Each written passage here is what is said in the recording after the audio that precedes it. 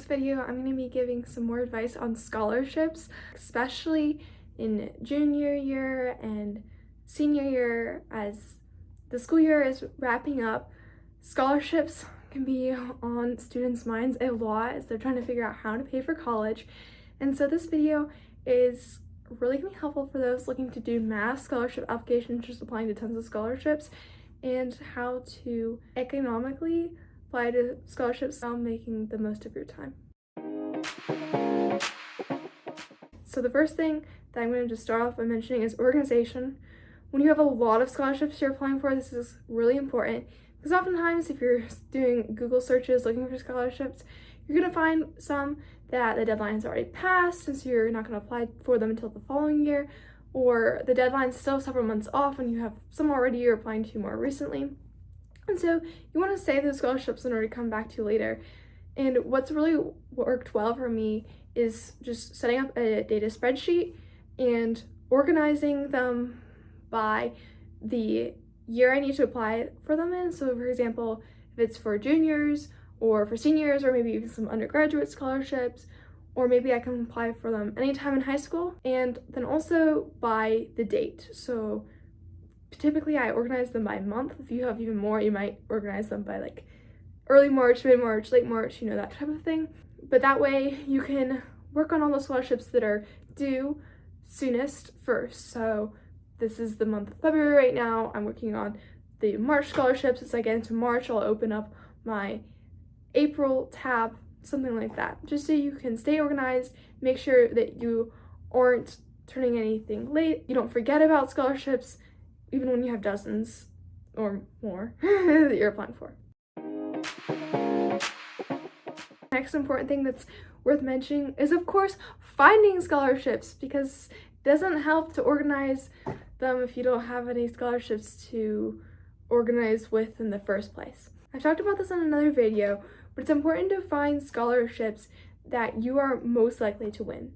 And for all students across the board, these are going to be your local scholarships first, because you just have a smaller applicant pool. Whether you are a great student, you just have a lot of financial need, whatever else, you're going to be most likely to get the ones that are local. And then from there, your more niche scholarships, that you're also going to have a smaller applicant pool. And then you have your like big national scholarships, your no essay scholarships, all that type of thing that are much harder to get. And so when you're looking for scholarships, you're going to want to start off with looking for the ones that you're most likely to be able to earn. So I have a link in the description for this video for a community foundation locator that'll help you find community foundations near you. This is for students in the US. You may have something as well if you're an international student. And also, I would suggest, as far as local scholarships go, checking banks, credit unions, law firms, because you might be able to find scholarships regionally or even locally there as well. Once you found your local scholarships to apply for, it's important to consider your interests. So, for example, what are your career interests? Do you want to go into construction? Are you looking to become a nurse? You can find scholarships for these particular things as well. What subjects do you like in school? If you're more of a STEM-focused student, then you can find scholarships for that. If you love history, there's lots of history scholarships. There's a lot of scholarships for students who are in music, in the arts, who are into sports. There's a lot of scholarships also from colleges, so that's also something that's important to look at along with local scholarships. Is you're more likely to get college scholarships as well. So if you play an instrument and the college offers a scholarship for non-music majors or minors, then it's worth applying to that. But when you get further, just beyond your state or the next couple states, you're going to be looking for scholarships that fit your more niche interests. Maybe you really enjoy baking or cooking or something like that. I found a scholarship for people who like to knit, and for people who enjoy mock trial, for example. Just some of your more niche interests and hobbies can help you win scholarships, because you're just going to have fewer people applying to those types of scholarships as well. So once you've found a list of scholarships, it's time to start applying.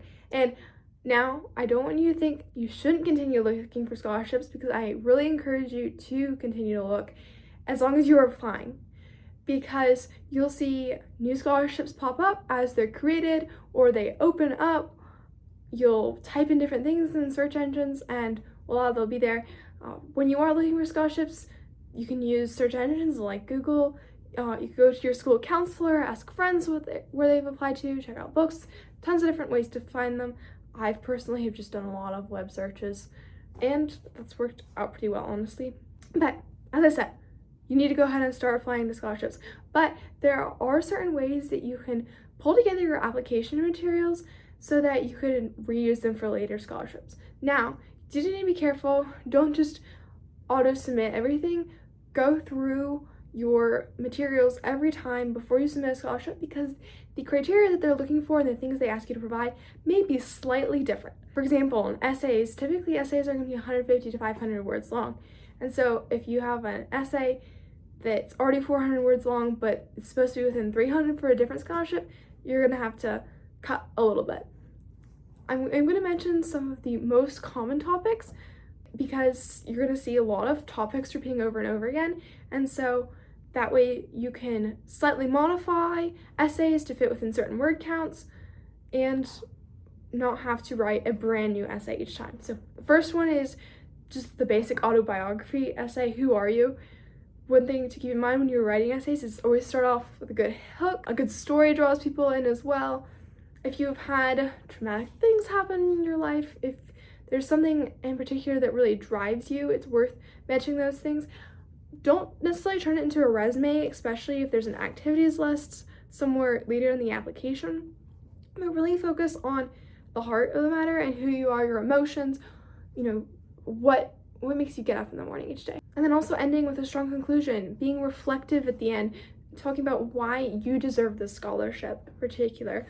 But some additional topics that are very common for people to see are community service scholarships, in which it's important to mention things such as community service hours, how you were impactful, how you were still being impactful to your community. And then, of course, there's the sob story scholarship. You've been living on the streets since you were 3 years old, and you finally got into Harvard, but now you can't afford to go without a scholarship. So this is why you desperately need a scholarship. No, I'm just kidding. You don't have to be that desperate. But generally, you do need to have circumstances that do create financial need. Maybe they wouldn't typically be seen by the numbers, but there are circumstances that might inhibit you from being able to go to college and continue to be causing stress in your life. Maybe this could be natural disasters, maybe it could be family problems. There's a lot of different things, but you'll see a lot of these essays or essay prompts over and over again as well. Another thing that you can create in order to more quickly submit future scholarships after completing your first is a solid activities list. A lot of people have a resume, but a lot of scholarships don't just ask for your resume, but ask for an activities list with the title of the activity and a description. So some things you're going to want to include in the description are the years of involvement that you've been in, especially what grades you were involved in high school, any leadership roles that you held, and if you didn't hold an official leadership role, how you demonstrated leadership still, the time that you spent, and if you put in service hours, how many service hours you did, any awards that you received for your involvement in the activity, and ultimately, of course, what you actually did.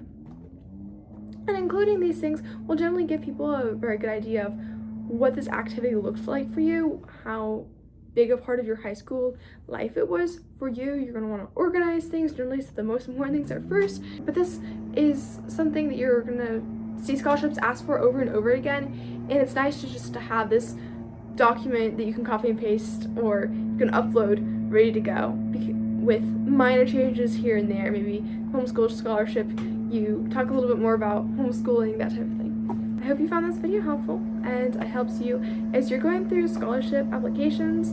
I would love to hear about how it's going. If you have any questions about finding scholarships, applying to scholarships, please throw those down into the comments below. I'm always here to answer your questions.